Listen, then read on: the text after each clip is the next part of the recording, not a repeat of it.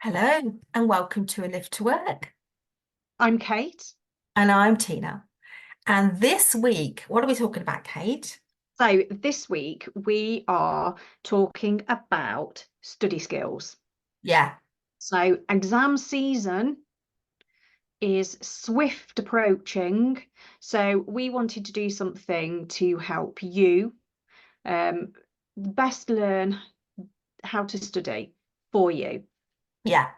And this is the study skills episode, which will also be helpful for you if you're doing your theory test for learning to drive or any other kind of exam test kind of scenario. And also to follow on in the month of April, we're going to have a mini series of bite-sized tips around this kind of thing. So keep your eyes and ears peeled for that. So forms of transport, Kate. No, this one's on you, Tina. I This know, one's on I you. know. It is. I thought we could go on an elephant like they do, and you see them, in those kind of jungle films, and there's somebody swaying on top of an elephant. It looks so relaxing, doesn't it? And they've dipped down their head and you've walked up their trunk and you're on a cloud, it's relaxed and wandering along. So I thought it'd be great to feel in that frame of mind when we talk about exams, really. So why are we talking about it, Kate?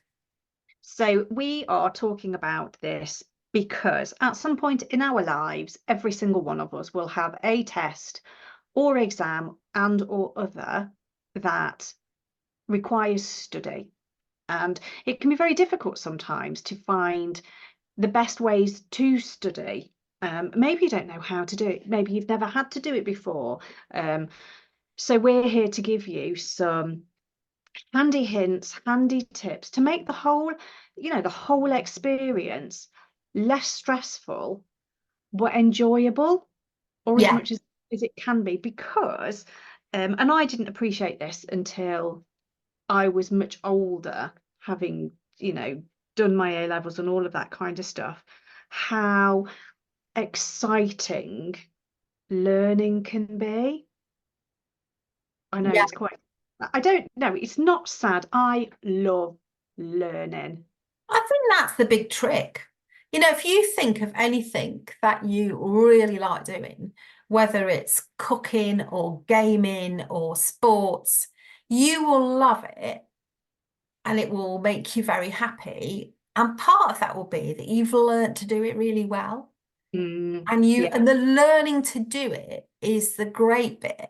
And sadly, in lots of kind of cultures, the way that learning is presented to us is like it's a big chore and something awful. And then there's this thing at the end of it called an exam. So if you can get your head in a place where you think, do you know what? Actually, I'm just going to enjoy this as much as Mm, I can. And like yeah. you said, Kate, some people have never if you look on websites and if you're at school or in college at the moment or university even and you're advised as to how to study, it's a bit dry.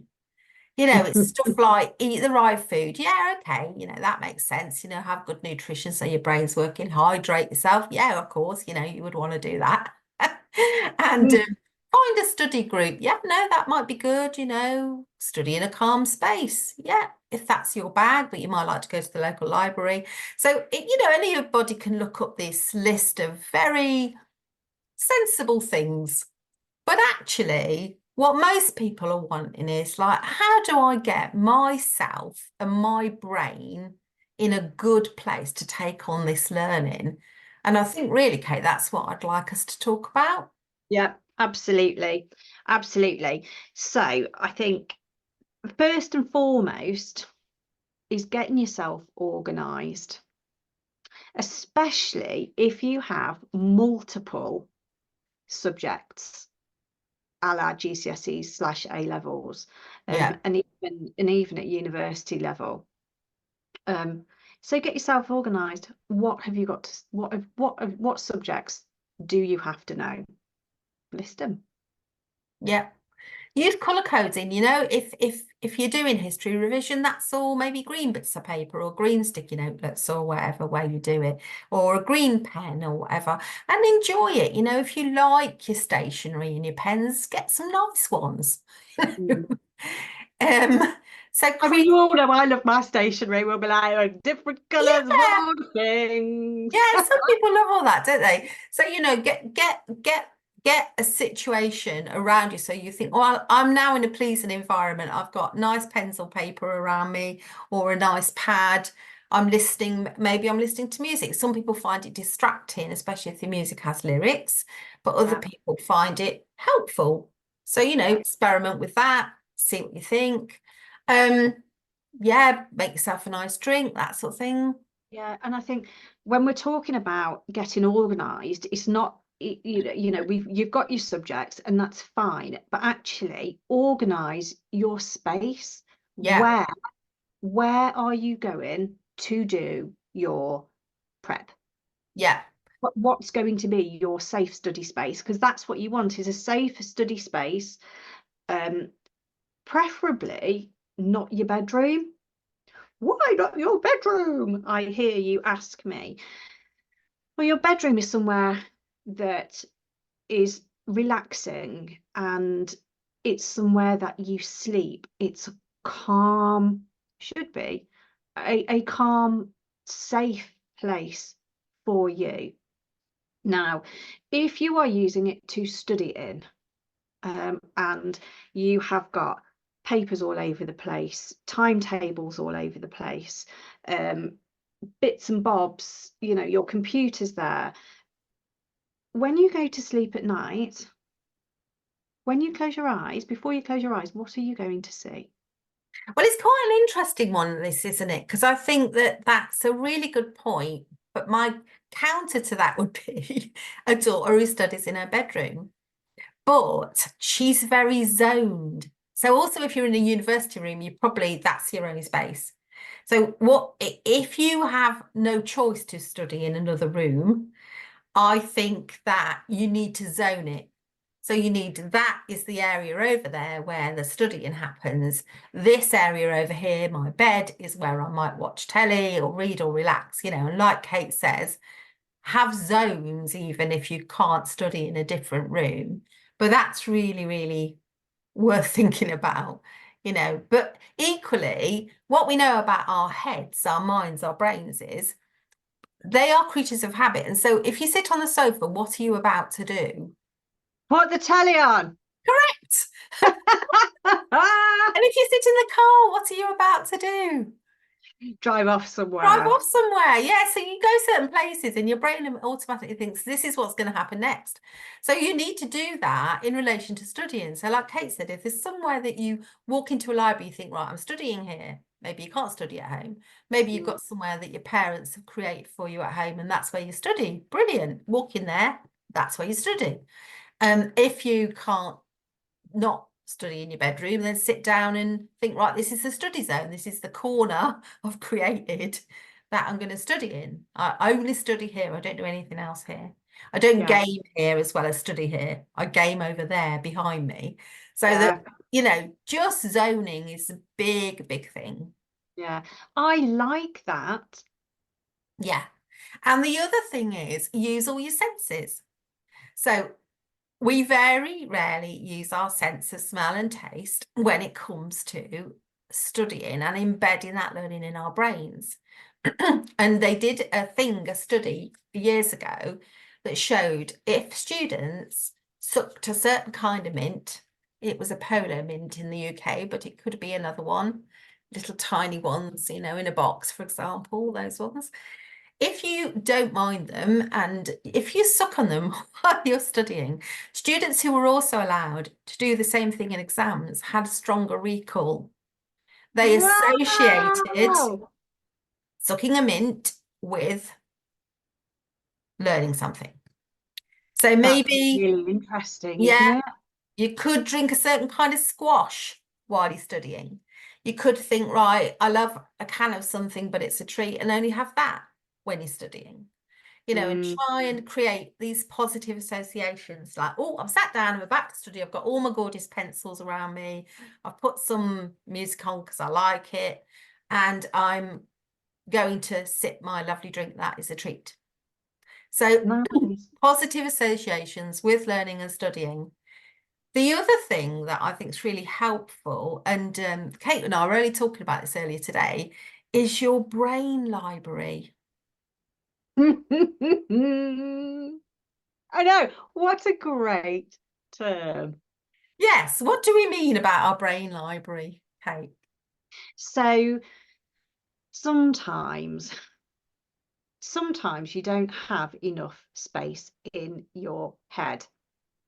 And maybe it's because you're full, your library is full of stuff. Now, if you think, let's go metaphorically here, and you've got a shelf full of books, but how many in those books are you going to have pamphlets and all that free stuff that comes through the door that you don't need? That information actually you can get rid of to create more space, to fill it with other stuff. Yeah, Um, and as well, using a bit of imagery when you are learning, where on your shelf is that particular subject? Can you picture yourself going into your brain library, picking up that book on that subject, putting it in your hand and opening it up? What can you see? perfect.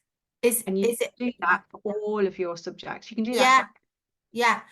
And if there's a lot in the brain library, well, Kate and I are very pleased to tell you you've got additional rooms. So yes. yeah, It's your brain of requirement. yes, it's the brain of requirement. If anyone likes a bit of Harry Potter, the room of requirement idea, we're borrowing that. So basically, you've gone into the library, it feels a bit chocker, but actually, oh, you've just noticed a door. And there it is. What colour is it? Oh, look, it's a red door. And it's kind of a little kind of archway. Oh, look, it's got a lovely shiny handle. Oh, I'm pushing it open. It's got empty space in here. I'm going to put some other books in here that I'm learning about.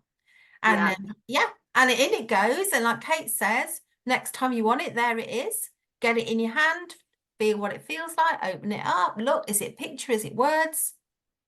So yeah, use your brain library and Mm, imagine it there. And then when we do an exam series, we'll be talking to you about the fact that you can walk into that library during an exam.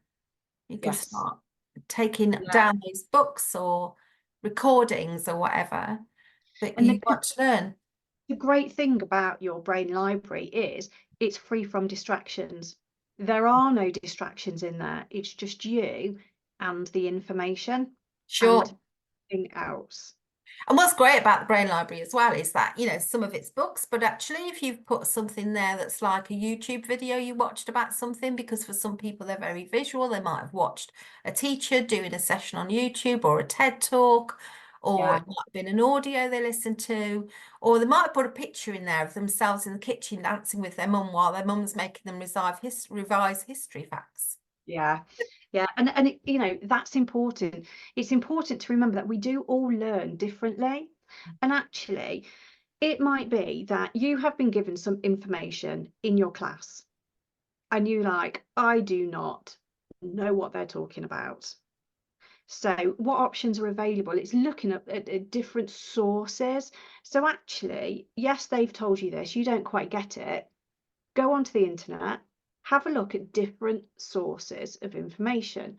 Which one of them makes it easier? Obviously, when you're looking at sources, please make sure that they are legitimate sources. And if you are at university/college, you will know that Wikipedia is not. It's not an accredited source. Don't use it. But it's very interesting nonetheless, and we understand that. Yeah. So the other thing is, the brain library will be in a bit of your brain. I mean, your conscious brain is saying, let's go in the brain library, but the brain library is in a bit of your other part of your brain called your subconscious or your unconscious brain. So it's just humongous, as big as you want it to be. And in a minute, I'm just going to do a bit of talking directly to that bit of your brain if I've got permission. So shall we do this, Kate? Yeah. So imagine that we're going to talk to your unconscious brain. So just sit back, just relax as much as you can. And you can close your eyes if that makes you more comfortable. Because I know that you want to be someone with excellent exam results. And now I want to ask your unconscious mind to organize everything that you are studying and have been studying, everything that you've heard and experienced, all of the examples of things to say in an exam and to write down. And you can remember these things, and your unconscious mind can present them to your conscious mind in such a way that you don't even have to think about them. When you're listening to a teacher, your complete attention will be on what they're saying. You're going to be riveted because you know that when it's time for you to respond in an exam, your unconscious mind will immediately supply the response that will most help you. And when you are talking to anybody about your exam prep and searching for the next thing to say, you will relax and pause quietly because you know that your unconscious mind is about to give you the best thing to say or write down. Just relax. Your unconscious mind will organize everything you've learned and will easily and effortlessly supply the things that you need to say in order to have the best results and experience the most excellent outcome from any exam or test you take. That would be all right, wouldn't it? Just nod. Yes. When your unconscious mind has organised all the learnings. That's right. Excellent. So that's a little something you can listen to more than once if you like, to just reassure you that everything you are learning is sticking in there in your brain. And as Kate and I have said, it's time to hop off that elephant, slide off its trunk gracefully, and we're going to see you for a few more exam tips. The next episode is going to be able to support somebody who's going through exam and studying time. So yeah, tune into that one. That'd be brilliant. We hope you enjoyed this session very much. We did, didn't we? We did. We loved it. See you again soon. Bye. Bye. Thank you for listening. This has been A Lift to Work with Kate and Tina. Please subscribe, like and share. Comments and questions are most welcome. And please remember, this is a light-hearted coaching podcast designed to stimulate your thinking. It's not designed to treat any mental health issues. So if you need additional professional help, please do see a qualified practitioner. Take care, and we'll see you next time.